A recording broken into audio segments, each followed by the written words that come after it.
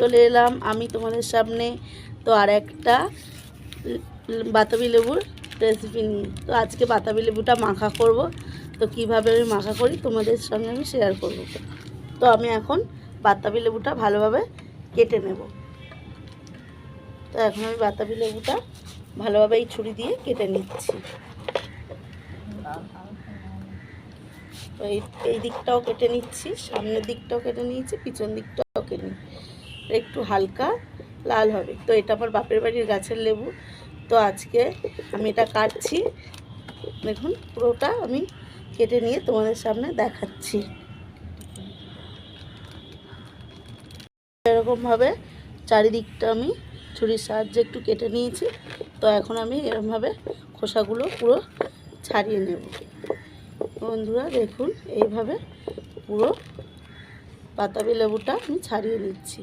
তো আজকে বরমশাই বাড়িতে আছে, তো বললো একটু বাতাবি লেবু মাখা কর, তার জন্য আমি একটু এখানে ছাদে এসে বাতাবি লেবু মাখা করছি।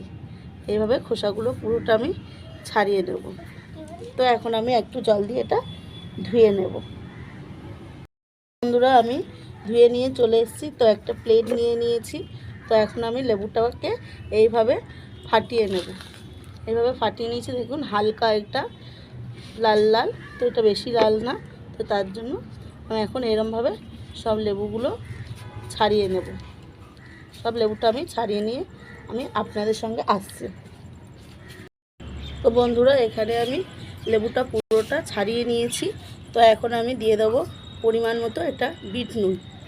তো এখানে দিয়ে দিচ্ছি কিছুটা বিট নুন। তো এখানে আমি দিয়ে দেবো কিছুটা, এখানে চিনি নিয়েছি, তো কিছুটা চিনি দিয়ে দেবো। তো এটা বেশ খুব একটা টক না। তো এখানে দিয়ে দিচ্ছি একটা কাঁচা লঙ্কা। তো আমি এখন এটা ভালোভাবে মেখে নেব বন্ধুরা। তো ভালোভাবে এইভাবে মেখে নিচ্ছি। তো এখন একটু সন্ধ্যা সন্ধ্যা হয়ে গেছে, আর একটু আগে আসলে ভালো হতো বন্ধুরা।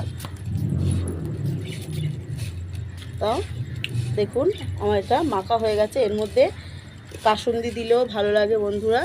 তো আমার কাছে এখন কাসুন্দি নেই, তো তার জন্য আমি এইভাবে মেখে খাচ্ছি। তো দেখুন মাখাটা আমার কমপ্লিট হয়ে গেছে। আর কারা কারা এই বাতাবি লেবু মাখা খেতে চাও তো চলে আসো বন্ধুরা। আর ভিডিওটি ভালো লাগলে লাইক কমেন্ট শেয়ার করে দিও বন্ধুরা। ধন্যবাদ। দেখুন বন্ধুরা এখানে আমি লেবুটা পুরো মাখিয়ে নিয়েছি। তো কারা কারা টক ভালোবাসো তো আমাকে কমেন্টে জানিও বন্ধুরা।